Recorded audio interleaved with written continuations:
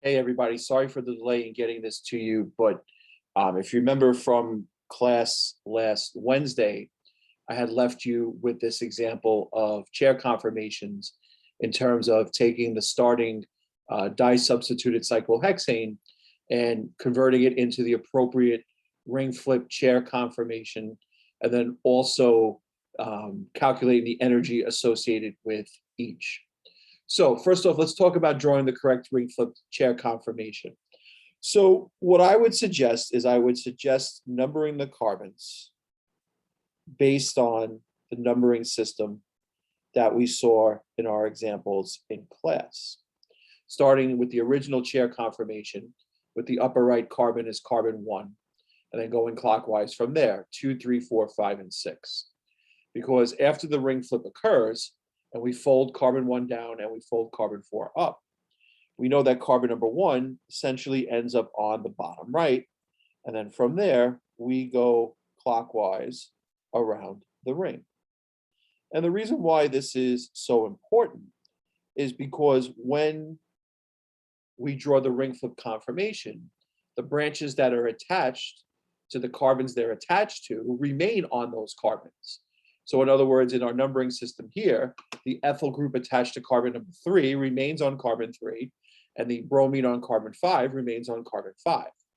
Now, what do we know about what happens in a ring flip? Well, we know that you have an exchange of axial and equatorial positions, leading to whatever was up staying going up, and whatever is down now whatever is down staying going down. So if we take a look at the original conformation, on carbon 3, the ethyl group is in an equatorial position, because remember on this carbon, the axial bond would be going straight up. So in the ring flip conformation, carbon number 3 is on the bottom left. And since that group was going down, it stays going down. But now that bond is an axial bond. So that bond should be going straight down off of carbon number 3. Now, for the bromine on carbon 5, which was going up, after the ring flip, it's going to stay going up. Up here on carbon 5, in the original structure, the bromine is in an axial position. In the ring flip conformation, that bromine is now going to be in an equatorial position, which means that it's going to be going up basically as parallel as possible to this ring bond between 3 and 4, and this ring bond between 1 and 6. The biggest thing is that it should not be going straight up. It's got to be at least a little bit on an angle, somewhat as parallel as possible. Again, I don't expect perfection, but somewhat as parallel as possible to those two ring bonds. So these would be the two ring flip chair conformations. Now, in terms of the energy associated with each, let's go to the first chair conformation. So the first thing we want to ask ourselves is, do we have any groups that are axial? And the answer is yes. The bromine on carbon 5 is axial, which means it's going to have diaxial interactions with axial things going in the same direction, which would include the axial hydrogen on carbon 1 and the axial hydrogen on carbon 3. So you have two bromine to hydrogen 1,3 diaxial interactions. As we talked about when I gave you this example, each one of those is 1.0 kilojoules per mole.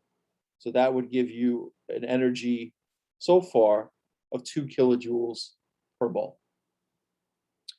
The second part of it is, do you have a gauche interaction between those two branches? And the answer is no, because in order for even a gauche interaction to be considered, the branches have to be on carbons that are next to each other. And that's not the case.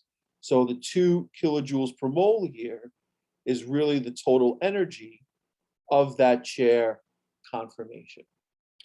So now let's go to the one on the bottom, the ring flip conformation. Do you have any branches that are axial? And the answer is yes. The ethyl group going down on carbon number 3. Downwards direction is now in an axial bond. So that's going to have 1,3 diaxial interactions, or it's going to have diaxial interactions with axial groups going in the same direction as that, which includes the hydrogen on carbon 5 and the axial hydrogen on carbon 1. So the axial hydrogen on carbon 5 and the axial hydrogen on carbon 1. So here we have 2 ethyl to hydrogen 1, 3. See if we can write that a little bit better. 1, 3 diaxial interactions. As we gave you in the example, each one of those is 4 kilojoules per mole. So that would be an energy of 8 kilojoules per mole. And then, of course, the second part of it would be, do you have a gauche interaction? And just like in the original conformation, the answer is no. So the 8 kilojoules per mole here is the total energy of this chair conformation. So essentially, is one of these chair conformations more stable than the other? And the answer is yes. The first one up at the top here on the left is the more stable chair conformation because this one is lower in energy. So in essence, the ring flip here wouldn't be a true equilibrium process. The equilibrium would favor the first chair conformation and not the ring flip one. So most of the time we would see this compound in the first chair conformation that we have.